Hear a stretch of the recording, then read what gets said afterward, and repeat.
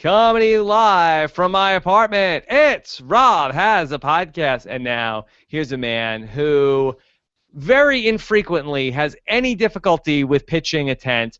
Rob Cesternino, hello everybody, and it's so juvenile. Everybody, welcome back to Rob Has a Podcast. I am Rob Cesternino here with you to talk about the fifth leg here in the Amazing Race 28. It was a night, it was like shades of a cliffhanger with Sylvester Stallone tonight. A very exciting episode. I was literally biting my nails throughout most of it. Jessica Liese is here with us, our chief Amazing Race correspondent. Jessica, how are you? You might even say I'm dynamite, Rob. Dynamite. Boom. Boom goes the dynamite. Yes. Oh, Jess, how are you doing?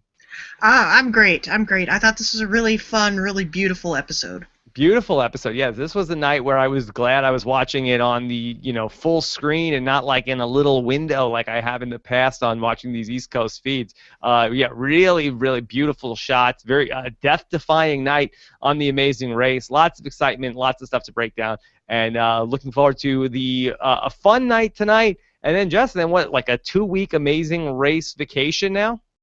Yeah. I guess apparently it's more important to watch college basketball.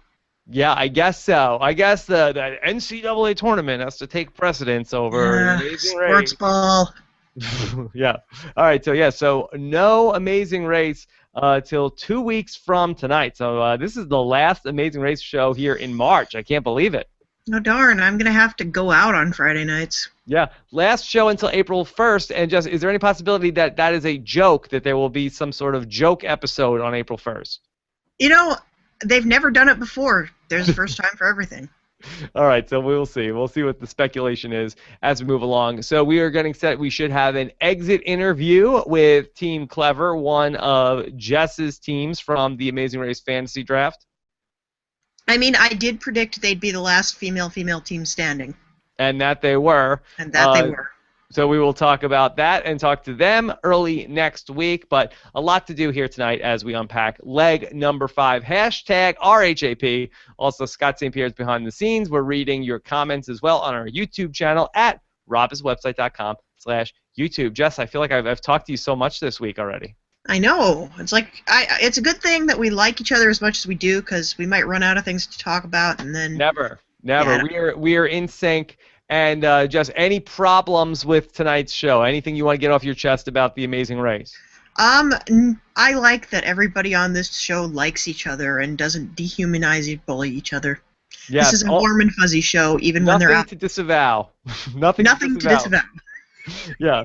All right. So let's talk about this, and I thought this was a very exciting final act of the Amazing Race. You have everything going on throughout the show for like 45 minutes, and then you just get to that point where you had Rooster Teeth and Team Clever and Sheri and Cole, all those teams just like standing up on the mountain and just like waiting for a gust of wind and who's going to go. And I really thought that was one of the more exciting Amazing Race finishes from those last couple of seasons. Yeah, who would have thought that everybody standing in one place looking around would be as exciting as it was?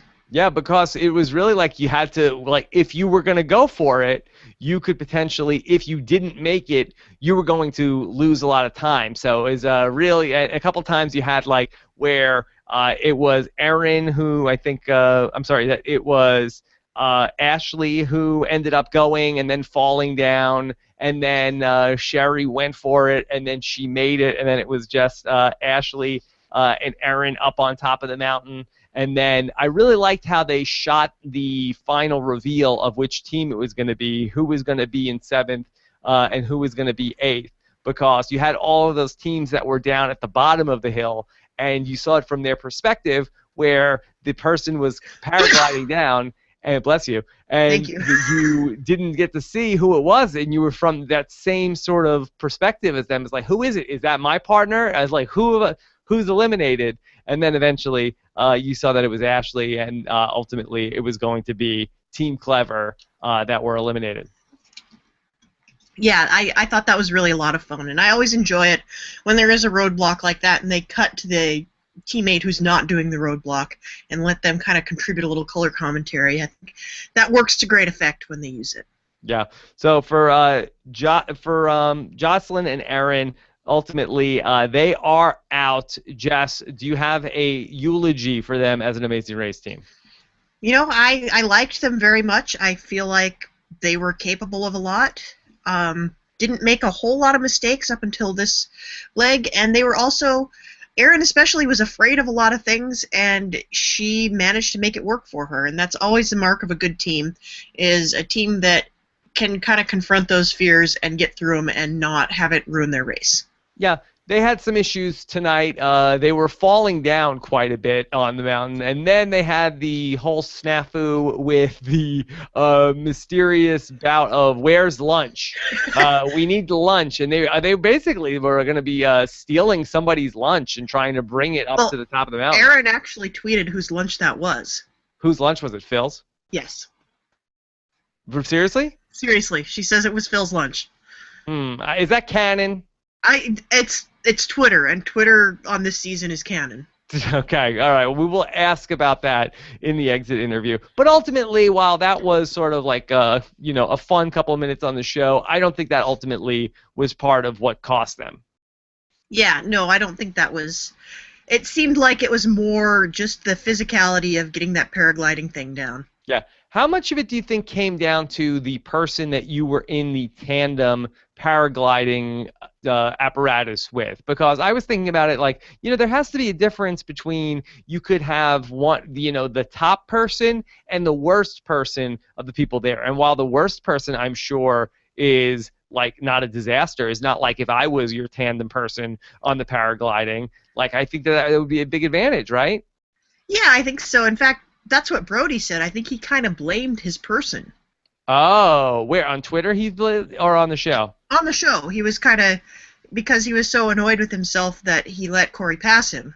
Mm-hmm. And he was saying that, he felt like maybe if he'd had a better guide getting him off the ground, he might have done a better job.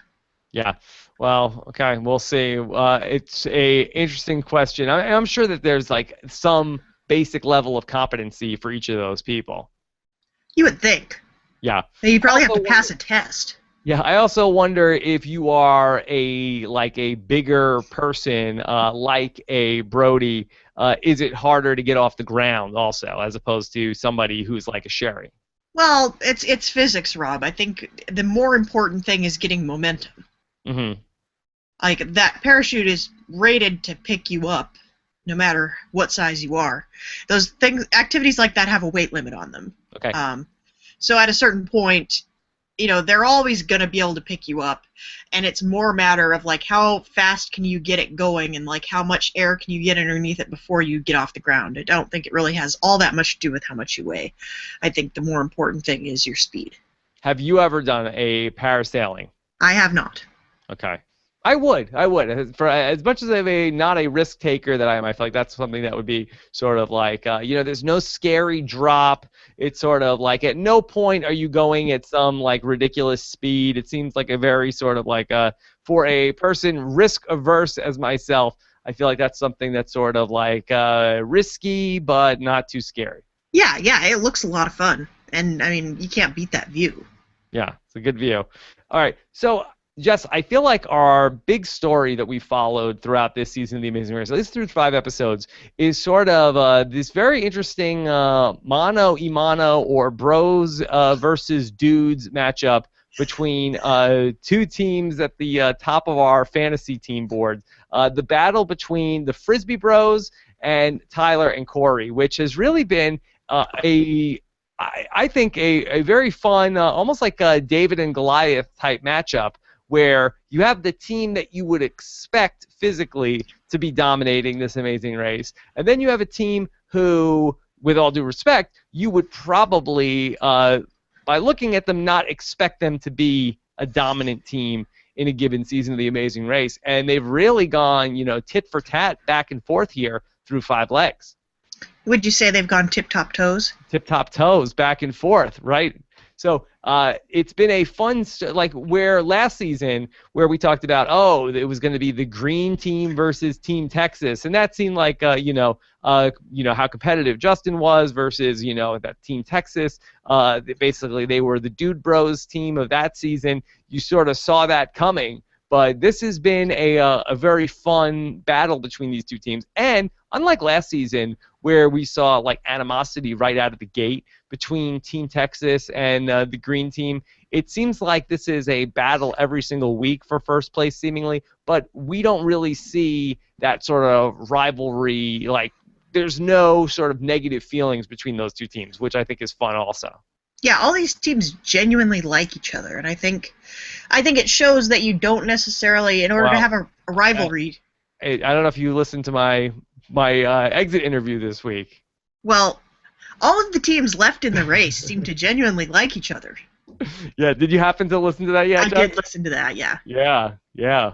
So I had an opportunity to speak with Brittany and Jessica this week, or so I thought, and it turned out to be just Brittany on the call. No Jessica. Jessica was modeling in Russia, I was told, and Brittany was not too happy with these other teams, these women that did not help her and Jessica. Yeah, well, if they had helped, if somebody had thrown them a bone, like maybe helped them do the task, maybe done it for them, they probably would have done a lot better. Yeah, and Brittany, if she goes back on the Amazing Race again, she will never help another team again. I said, I hope that Brittany, please, don't be like this. Don't let this game change you. Yeah, well, I guess the Amazing Race has a profound effect on all of us. The Amazing Race is supposed to be nice and good. Don't let that change. Fun and good, Rob. Fun and good. Fun and good. Sorry, so stupid. So stupid. Okay. So anyway, Jess, I'm sorry to interrupt. So yes, all the teams do seem to like each other this season, which is what. Look, I like the conflict, and I've also disavowed bullying. So I do. This is refreshing to see all the teams get along with each other so much. Yeah, and I think, like, especially last season, I didn't have a problem with any of the teams on the race, but it did get a little tiresome that everybody just kind of vilified each other. Like, if I'm not getting first place, it must be because the other people are bad. And this is more of a friendly rivalry. Like, the Frisbee Bros and Tyler and Corey, they joke around with each other. They tease each other. They're very good-natured about it. But at the end of the day, they want to beat each other. And then it's not like, I'm going to beat you. It's, I'm going to beat you, Now, do you think that part of that is from that, all of these teams, and for the most part, everybody that's out there has had great success in some other field? So the idea of Amazing Race winner is not going to be like the ultimate feather in their cap. It's something fun and exciting that they're doing, but because it's not going to be the end of their world, and maybe it's not their one shot for fame and fortune, that do you feel like that taking that part of it out of it has led to more of the teams being all in good spirits the whole way through? Yeah, maybe so. Like, Tyler and Corey would like to be good at the race. They'd like to get the first places, but at the end of the day, if they don't win the race, Tyler can go home and cry to his 8 million YouTube followers. Mm-hmm. So, yeah, it is kind of like they're doing it for fun. There's a lot less on the line, and I don't think anybody has this like big sob story of like they need it in their life for either psychological or financial reasons. They're doing it because they want the experience, and when everybody wants the experience, I think that makes a really great field of competition. Okay. Just one of the big things from the episode tonight was the decision that was made by Bernie and Ashley, the Rooster Teeth team, that there was on the detour, you had the opportunity, you could do either Dynamite or Campsite. And you had where really Bernie and Ashley were in 4th place, which is right around where they are almost every single leg of the race, right around 3rd or 4th place. They decided to take a calculated risk. They said, nobody else is doing Campsite. We should do Campsite. And it's a gamble, but we could get to first if we do that, and we're right. Jess, do you like that strategy for somebody who's in 3rd or 4th place, or are you better off always staying with the pack? I don't think they did enough calculating on that calculated risk. I think they needed to look a little bit more closely at what the tasks entailed. because there are definitely tasks where that makes a lot of sense. Like if they're both calling on skill sets and you have to do a certain number of things each way, that might make sense to take a gamble on the one other people aren't doing. But when it's the case of something that is a little bit scary versus something that is a lot more of a tedious, meticulous detail task, you want to do the scary one, because obviously the scary one's going to go much quicker. If you don't have a scary reason not to do it, then do the scary one. Yeah, and it didn't seem like that was the case with Rooster Teeth, that either of them had some sort of a crippling fear of heights. Right.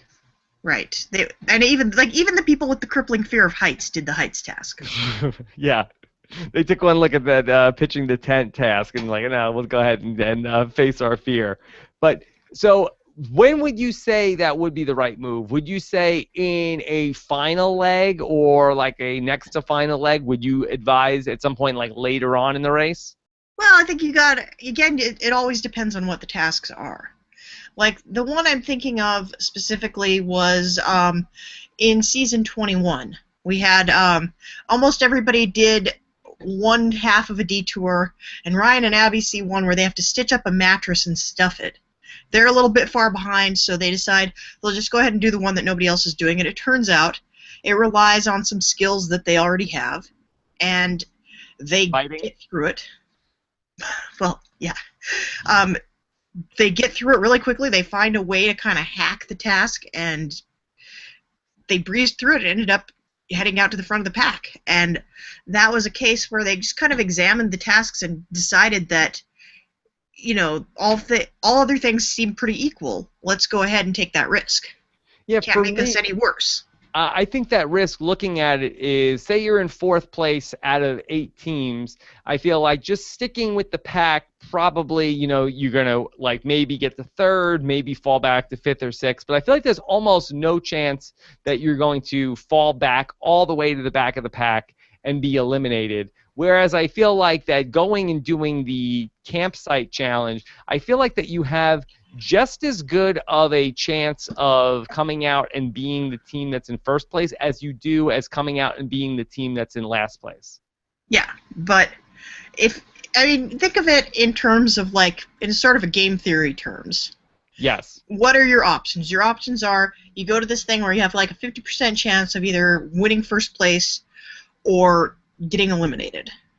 And you have this other task where you have a 100% chance of staying in like 3rd, 4th, 5th place.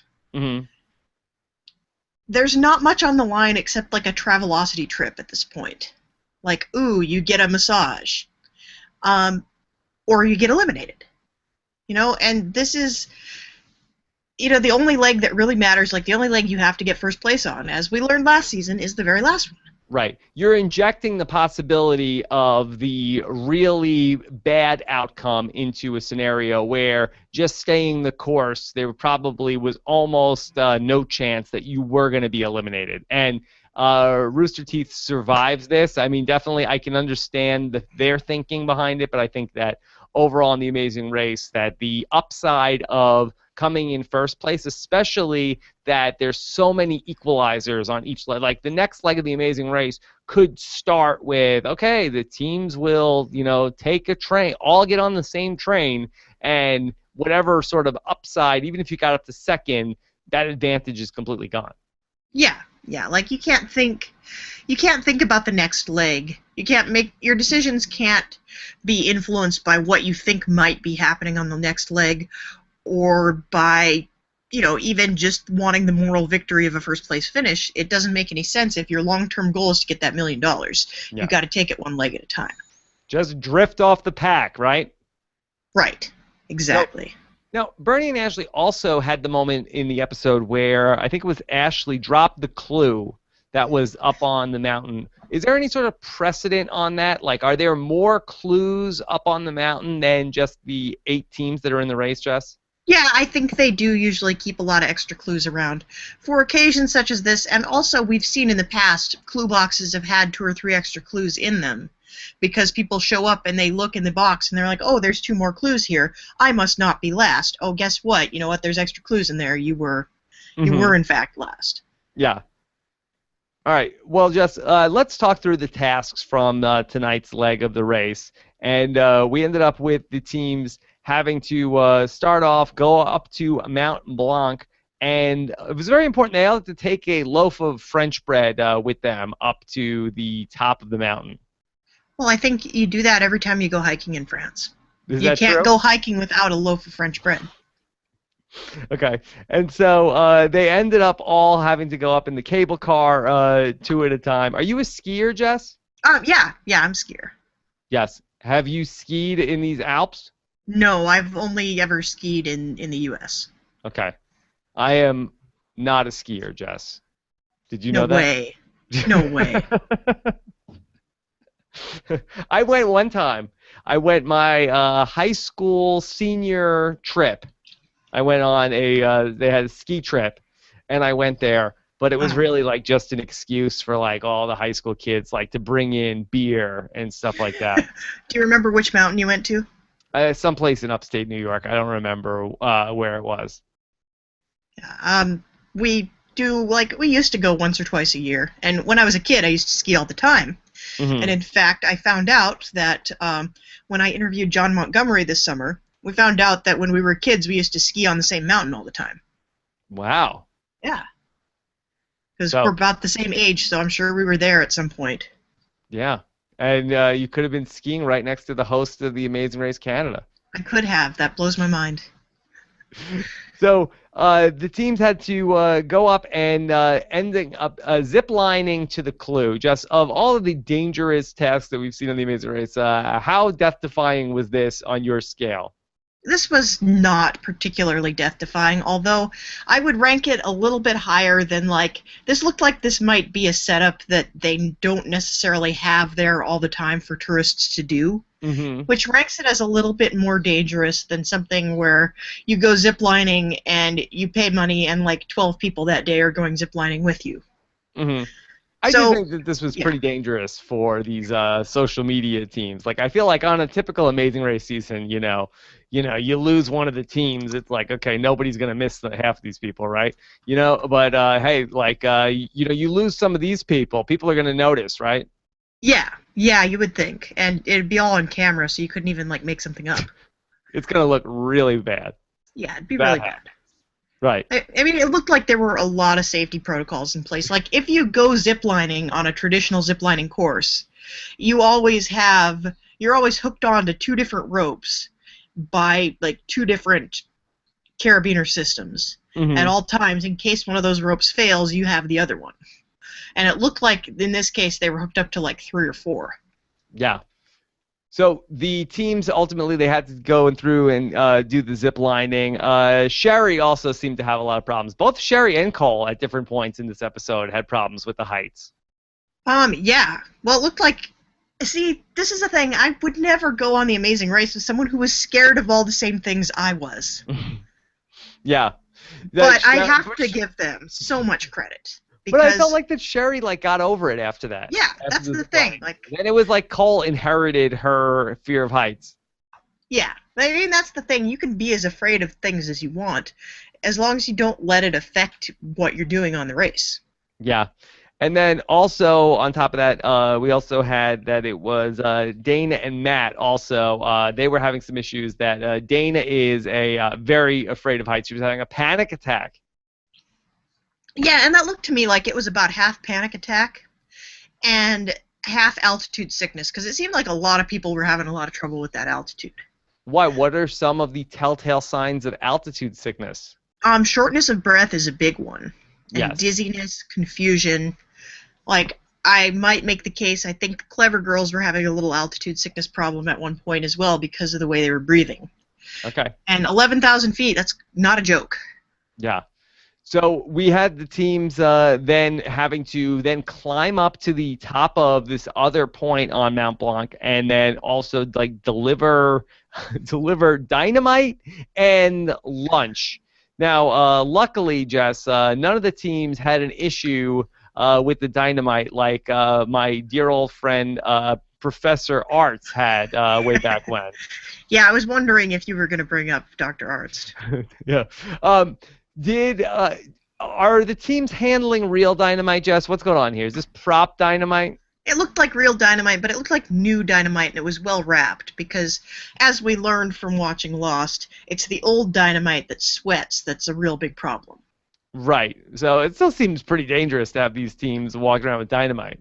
Yeah, I mean, if you mishandled it, it'd probably be pretty bad, but it looked like everybody was pretty safe with it. And Okay. I think the bigger concern is when you're handing off a baguette and the dynamite, you just don't want to confuse those two things.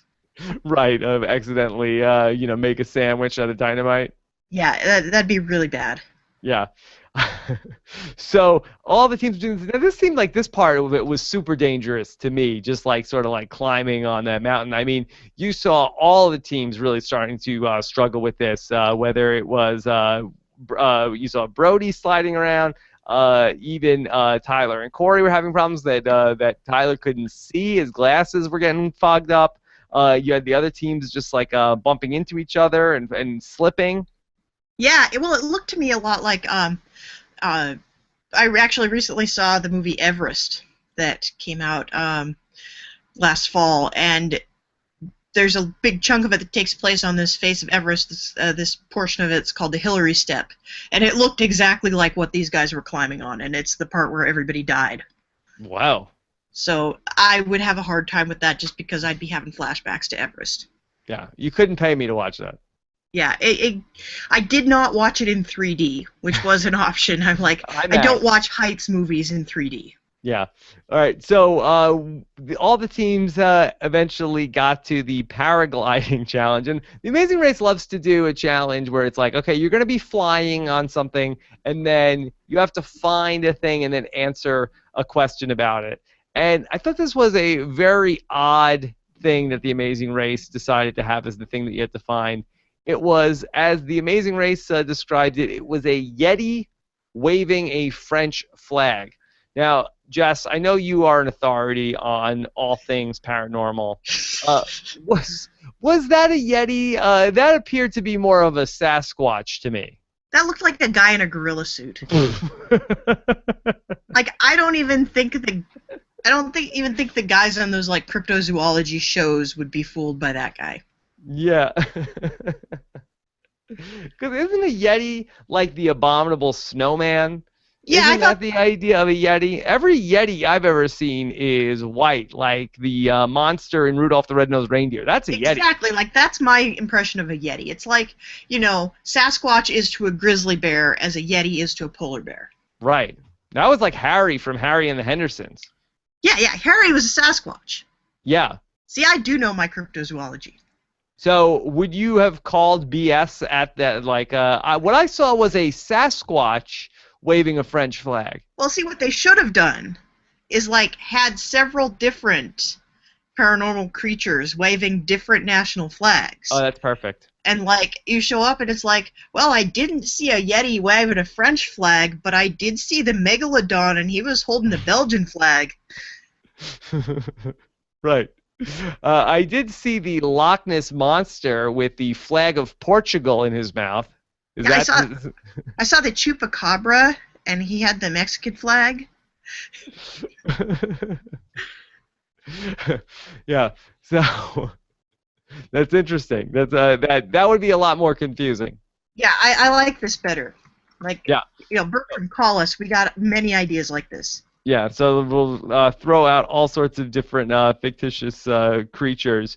So ultimately, we ended up with the three teams at that top of the mountain with that paragliding task, and finally, it was going to be that we saw that the Rooster Teeth ended up being the team to beat out the Team Clever at the end, at the finish line. Were you surprised that somehow Rooster Teeth got ahead of Sheri and Cole? Yeah, that was weird. I guess they must have been right on their heels. I mean, it didn't seem like it. No, it didn't. But, clever editing, or maybe Sheri and Cole couldn't find the statue. That's possible. That's possible, because by the time Sheri and Cole get back together, I mean, Rooster Teeth isn't even in the picture. No, it's true. We never see them in the same frame, so maybe there's a secret scene that explains that somehow. Okay. Let's talk through the teams in order of finish and sort of just do a quick check-in before we start to get to the questions. Tyler and Corey, back to number one. If you had to handicap this the rest of the way, Jess, who you got? I think Tyler and Corey are looking really good. Like, they are just really smart racers, and they see their opportunities and they go for them. I really like their chances. Like, there's no way they're not making the finals. Yeah, they're looking really good. I think that they had a little bit of the newscaster thing going on, a little bit of Kelsey and Joey action in this episode, where they kind of called their shot, where they're like, we're done being second. We're gonna get back to first this leg. Yeah, the Kelsey and Joey look, not a great look on everybody, but they pulled it off. They got their first place, and they didn't have to wait till the last leg shot for against Kelsey and Joey? Of course not. I love Kelsey and Joey. Just want to make sure. I want to make sure we're on the same page on that. Yeah, of course not. Okay. I have a low tolerance for throwing shade at Kelsey and Joey. I would never throw shade at Kelsey and Joey. Yeah. But they really called their shot. Also, we found out tonight that Corey dated a Yeti. Yeah, well, I think guess he would be the authority as to whether that was a Yeti or a Sasquatch. I think a lot of us experimented in college, Rob. Yeah. Now, is a Yeti an older Sasquatch that's gone gray? Maybe it's like that's a cougar versus a panther. Like, how old people, they retire and they move to Florida. Like, maybe when you're a Sasquatch, you retire and you move to the mountains. Yeah, because because like old people like move to Florida because it's warm. Sasquatch, they overheat. They want to move to someplace colder. Yeah, exactly. Yeah. Okay. Then Tyler and Corey, they are number one. The Frisbee Bros. Frisbee Bros have not number two right now. They've made one mistake. Like, that one mistake was like tripping in the snow today. Mm-hmm. That's not the kind of mistake that kills your race. So tell me then. So you said that you feel like Tyler and Corey are number one. Tell me why you are more down on your Frisbee Bros. My Frisbee Bros are kind of one note. Like, they're doing a great job. They're very athletic, obviously. They've been really dominant. They're very competitive. But I think if we had a challenge that was more cerebral, I think Tyler and Corey might have the edge. Like, I think they're a little bit quicker on the draw than the Frisbee Bros, who are not dumb. It's just that I think... What if we have a Frisbee challenge? If we had a Frisbee challenge, they would win. Clearly. Or they would mess it up colossally, and we'd be sitting here crying five-hole. Five-hole. So for the Frisbee Bros, in terms of where they're going to land, I have a much more important question. Okay. Jess, what happened to Bloaty? I think it was a quick leg, and there wasn't a lot of time for fraternization, but you could tell that Bloaty missed each other. I felt like Phil was fishing a little bit for Bloaty because when we got to that, it was shades of the blind date Amazing Race, where when we got to Scott and Blair, skipping a little ahead, who were fourth, you saw Phil on the mat saying like, so Blair, who's your favorite team on the race? She's like, I don't know, who's your favorite team on the race? He's like, well, I can't say. Well, I was honestly surprised that Phil wasn't pushing that button harder, given how he was in the blind date season. Like, every time a blind date couple landed on the mat, he's like, so, did you guys make out yet? Yeah, Phil. Yeah, what's going on? Phil is coming, like a real busybody. Yeah, so I thought this was restrained on Phil's part, honestly. All right. So this week we ended up seeing where Rooster Teeth fell back from their normal third place spot. We ended up with Dana and Matt moving into third place. I did think when they were on the mat, I felt like that Matt was like telling a whole story about how like, oh, I used to go, I used to snowboard, I used to do this all the time, and I felt like Phil seemed a little bored with that story. He seemed a little bit like, uh-huh. Yeah, well, Phil's like, I know you guys did it. Who cares? You knew each other before. That's not interesting. Was that just me? I thought Phil looked a little bored during that story. Yeah, he was probably also cold.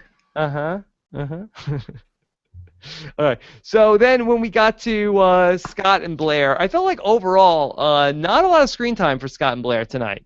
No, no, I guess they were kind of quiet. Yeah. Uh, when Blair did land, she did yell out to Scott, "Daddy, Daddy, I did it." Yeah, yeah, I enjoyed the commentary. Like, well, that can't be Blair because we would have heard her. Mm-hmm. And then 2 seconds later, Daddy. Yeah. Boy, I hope it's not one and done for Bloaty. Yeah, I hope not. That's not the impression I'm getting. All right. Zach and Rachel, quiet week for the Final Cut King and Queen. I find Zach and Rachel not the most interesting team in the You cast. did call that from the preseason. You did say that that's going to be the team that is going to be sort of just like in the middle of the pack, and then we're not going to see them a lot. Yeah, I keep forgetting they're still in it. Yeah. And that's going to be happening for as long as they're in it. Okay. Bernie and Ashley, was this the leg for them that everything goes wrong? Like every team has that leg where they just they narrowly avoid elimination. Everything goes wrong, and then they just go next week. This was just sort of like an outlier. They're right back to second place, third place. Yeah, I mean, we've seen that happen to teams before. I think it's entirely possible that they learn from their experience. It puts the fear of God into them, and they come back and they go totally ham on the next episode. Yeah, it's like the near-death experience. I think almost every team on The Amazing Race has that one leg where everything goes wrong. Yeah, or at least they have a cut to commercial where they're like, oh no, our race is over. We cut to commercial, we come back. Oh, wait, no, I figured it out. Yeah. And then finally, the team that's in last place right now is Sheri and Cole in 7th place coming out of tonight. Tell me, do you think that Sheri and Cole, do they have upside? Yeah, I think so. Like, I was really impressed that they kept on going, even though this was clearly not their forte this week. Mm-hmm. Like, I admired that ability. I admire their tenacity. And they both got through what was really, had to be really tough for both of them. Yeah. Tough leg for Sheri and Cole, who spend a lot of time, I guess, on at sea level. Evidently, like, there's not a lot of huge mountains in Alabama. Yeah. All right. Jess, anything else about tonight's show before we take some questions? Really, no. I think we covered the bases. Like, this was a really scenic leg, but it wasn't one that was full of a lot of, like, really race-making or breaking strategy decisions. Yeah. A lot of time climbing, a lot of time paragliding, a lot of time doing the activities and looking at cool stuff. Yeah. This was mostly one of those things where someone on the crew was like, "Hey, I've never been to the Alps. Can we go to the Alps?" Is that how it works? That's how it works. Okay. All right. So then let's go ahead and take some of these questions. Why don't we start with the original Donald, who writes to us to say, why doesn't CBS air The Amazing Race on Wednesdays during the spring season? Okay. So what we do have now is March Madness coming up. These next 2 Fridays, CBS has the whole NCAA tournament they've had as long as I could ever remember. And it's basically all day Thursday, all day Friday. Survivors, when they moved from Thursday night to Wednesday night, they were able to avoid this, but it used to be a factor for Survivor. Survivor actually used to move their shows from Thursday night to Wednesday night way back when. For Amazing Race, though, they do not do that. We had the same thing last year. Jess, do you have any sort of issue with this? Do you feel like that you wish that The Amazing Race would move to a different night of the week? No, I don't mind it. Wednesday would be a very colossally bad time to have The Amazing Race on. Because... Yeah, selfishly, that would be a bad night for me. Selfishly, that would be terrible. I mean, the one time that it did happen, I was very luckily able to kind of do some fudging with my deadlines, and I was able to cover both shows, but I would like it to not be a habit. Yeah. All right. One show. This was a blindside to me, though, because I did not see this coming. I didn't either. Yeah, totally forgot it, because I was wondering when they said that stay tuned for scenes from the second half of The Amazing Race. I was like, boy, what are they doing? Is it like a lousy episode next week? Is it nothing to show? It's one of those this season on previews, and nobody likes those. Yeah. Anything of note from the this season on Amazing Race? To be honest, I wasn't really paying attention. Yeah, I was more like, oh wait, hold on, March Madness, what is that? And then it looked like teams were falling down. Looks like a Yeah, lot of falling down. All right, yeah. This Adam season five on The five Amazing Race, people fall down. always. Adam 555. Was tonight's leg wholly in Chamonix? Seems like they got the most out of their location. Yeah, yeah. It looked like they didn't really move a lot. Yeah, they moved vertically. They didn't move like north or south. Laterally. Right. All right. Laura Milano Gleek wants to know: are the teams being eliminated by order of popularity in social media? Jess, if we were going to rank the teams in order of popularity by social media, do you think that the 4 eliminations that we've had, do you think that would be the case? No, I don't believe so, because I believe that Darius and Cameron are more than the second to least popular team. I think so. Yeah. And I think Clever does pretty well for itself. I think it probably started that way, but then I think the pattern was very quickly thrown off after the second leg. Yeah, I'm fairly certain production's not sitting there like, well, this is the week that this team goes out. Right. So, put the lousy hang glide instructor with Team Clever. We'll make sure make sure that guy falls down. I don't think so. No. Okay. This is from Dominic X, who wants to know, when do you think the first U-turn is going to show up? I think, didn't we already hear that one happened and we just didn't see it? Oh, I feel like that. I don't recall that. I feel like that was maybe in Amazing Race 27. Well, no, we saw all those. Mm-hmm. But I had heard something about there was one and we didn't see it. But yeah, I'm surprised we haven't seen one yet. But with this bunch of people, it's entirely possible they're giving him a U-turn every leg, and they're all like, oh, I'm friends with everybody. I'm not U-turning anyone. Yeah. Jess, will we see a medevac this season on The Amazing Race? No, medevacs are for Survivor. You get to drink water on The Amazing Race. Sometimes. Okay. This is from Nick Sonis. How did #BadMotherBoy arrive at the mat behind the #RoosterTeeth? Sheri landed first by several minutes. That's what we're talking about. We don't know how that happened. Yeah, who knows? Who knows? It's a mystery. Maybe, I don't know. Maybe was there something else that had to do with heights where Sheri and Cole had to go really slow? Yeah, maybe they had to climb a ladder to get to the statue. Climb down a ladder. Yeah. Yeah. Okay. Irina wants to know, what did you think about the tasks on this leg? It seemed to be very little skill involved in everything, and the teams pretty much finished in order in which they left, which was determined by their running abilities in the last leg. Yeah, I mean, that's a pretty fair point, except there was a lot more mixing up than you would think. Yeah. Can I also say that I thought these tests looked pretty hard to me. I'm not going to sit here and nitpick. I think I think my Fitbit would have been jumping. I think at that point. Yeah, you did see it was physically very taxing for a lot of people. Although I don't honestly think that someone who was a super athlete was going to get miles ahead of a team that was a little bit in average shape, because it did look like everything was doable. It was just hard. Mm-hmm. I think it tested your nerve a bit. It did, and there was only really one skill-based thing, which was the tent building thing, which you could skip. Okay. Let's go to Glitz wants to know, this will be the Emmy-nominated episode. Beautifully, stunningly shot with a cohesive story. Jess, should The Amazing Race submit this episode for an Emmy? If this is the one, if we can only choose from what we've already seen, then yeah, this seems like the Emmy one. Should this episode recap be submitted for a podcast award? Always. Although it might not be fair to the other podcasts. Yes. Wow. Tonight's recap, you think this is this should be our submission episode? Sure. Well, Rob, it's really hard to choose because all of our recaps are my favorite. Okay. Well, yeah, you're like Phil. I'm like Phil. Okay.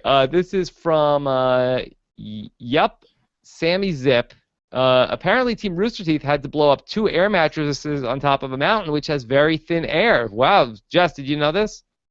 Yeah, those air mattresses are not easy to blow up either. Yeah, I'll tell you what. I had to blow up an inner tube earlier today, and I had to take a break, and I was not on top of a mountain.